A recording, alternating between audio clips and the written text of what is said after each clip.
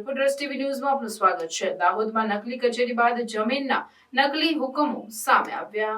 ભૂમાફિયાઓ દ્વારા જમીનના એનએના નકલી હુકમો બનાવ્યા। જમીન એનએ કરી પ્લોટિંગ કરી વેચાણ પણ થઈ ગયું।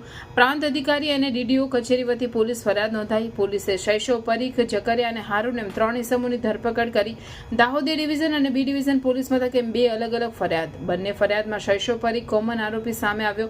પોલીસ તપાસમાં વધુ નામ બહાર આવવાની શક્યતા। રિપોર્ટર નાગેશ્વર સેન, દાહોદ। ઘટનાની હકીકત એ પ્રકારની છે કે ટોટલ 2 ગુનાઓ દાખલ થયા છે, એક બી ડિવિઝન પોલીસ સ્ટેશનમાં અને એ ડિવિઝન પોલીસ સ્ટેશનમાં। બંને જે ગુનાઓ છે એની મોડસ ઓપરેન્ડી એક પ્રકારની છે અને બંનેમાં અમુક આરોપી પણ કોમન પ્રકારના છે।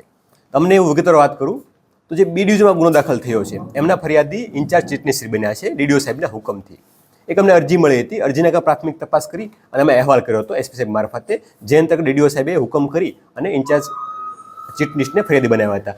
બનાવ હકીકત એ પ્રકારની છે કે એક જમીન આવેલી છે દાહોદમાં, જેના રેવન્યુ સર્વે નંબર છે 303, 305, 306। આ જમીન છે જકરિયા મહેમૂદ ટેલરના નામે આવેલી છે। આ જમીનના ખોટા હુકમો થયા એનએના, અને એ ખોટા એનએના હુકમો થયા, એ એનએના ખોટા હુકમોને નોંધણી કચેરીમાં સાચા તરીકે રજૂ કરી એમની એન્ટ્રીઓ પડાવી અને ત્યારબાદ એ પ્લોટિંગ કરી અને પ્લોટ વેચવાના ચાલુ કર્યા। અને આ વસ્તુ અમારી તપાસમાં ધ્યાન આવી કે ખોટા હુકમો થયા છે, જે અંતર્ગત અમે રિપોર્ટ કર્યો અને આમાં ગુનો દાખલ થયો છે। આમાં જકરિયા મહેમૂદ ટેલરની અને આમાં એને કરવામાં મદદરૂપ થનાર અને જે મુખ્ય રોલ ભજવો છે એ શૈશવ શિરીષ પરીખની ધરપકડ બંનેની થઈ ગઈ છે અને હાલ અમારી કસ્ટડીમાં છે અને એમ રિમાન્ડ માંગવાની પ્રોસેસ હાલમાં ચાલુમાં છે। આ સિવાય અન્ય ગુનો દાખલ થયો છે એ ડિવિઝન પોલીસ સ્ટેશનમાં, જેમાં ફરિયાદી તરીકે દાહોદના પ્રાંત અધિકારી શ્રી રાજપૂત મેડમ બન્યા છે। જેમાં પણ એક સર્વે નંબર છે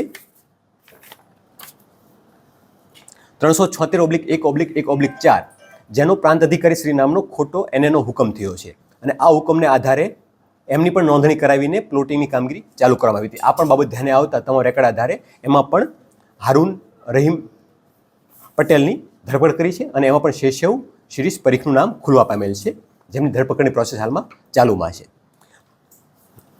ઓવરઓલ એવું જણાવ્યું છે કે આ લોકો ખોટા એનએના હુકમો કરી સરકારશ્રીની જે પ્રીમિયમ રકમ છે એ રકમ બચાવવા માટે કે પ્રીમિયમ ના ભરવું પડે તો એનો આર્થિક લાભ મેળવવાનો મુખ્ય ઉદ્દેશ એમાં જણાઈ આવે છે। અને આ રીતના ખોટા હુકમો કરી એમની એન્ટ્રીઓ કરાવી અને લોકો સાથે પણ ચીટિંગ થાય છે, કેમ કે જે આ એને થકી જે પ્લોટિંગ થાય છે અને જે એન્ડ યુઝર છે કે જેને આનો લાભ મળવાનો છે એ પણ આ પ્રકારની કોર્ટ પ્રોસિડિંગ કે એફઆઈઆર દ્વારા ફોજદારી પ્રક્રિયા થવાને કારણે એ લોકોને પણ ભવિષ્યમાં તકલીફ પડે કે હાલમાં તકલીફ પડી સંભાવના પૂરેપૂરી છે, તો એ લોકો પણ આ ભવિષ્યમાં ભોગ બનનાર તરીકે થઈ શકે છે।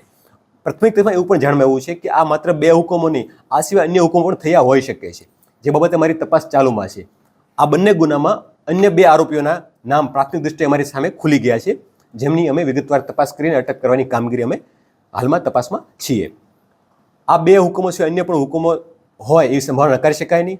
એ માટે હું આપ મીડિયાના માધ્યમથી લોકોને પણ જણાવવા માગું છું કે આપના પણ ધ્યાનમાં આવા કોઈ પ્રકારના બાબતો આવેલી હોય તો અત્રેની કચેરીએ અથવા કલેક્ટરશ્રીની કચેરીએ અથવા ડીડીઓશ્રી કચેરીએ આ બાબતે જાણ કરે તો એના ઉપર કાયદેસરની તપાસ કરી કાયદેસરની કાર્યવાહી હાથ ધરી શકાય।